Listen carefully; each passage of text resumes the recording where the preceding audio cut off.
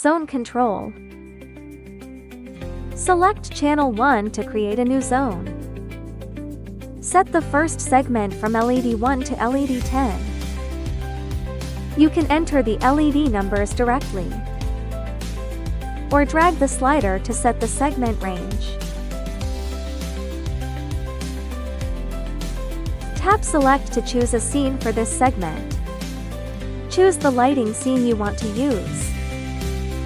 Tap Save to create the first segment. Create another segment for LEDs 6 to 15. Choose a different scene for this segment. Tap Save to add the second segment.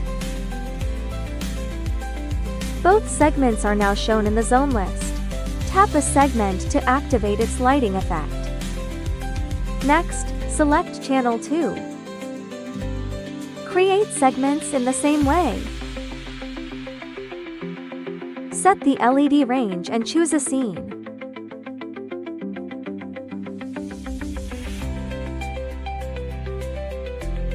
Save the segment to Channel 2. Each channel can have different segments and scenes. Combine segments across channels to create your preferred lighting layout.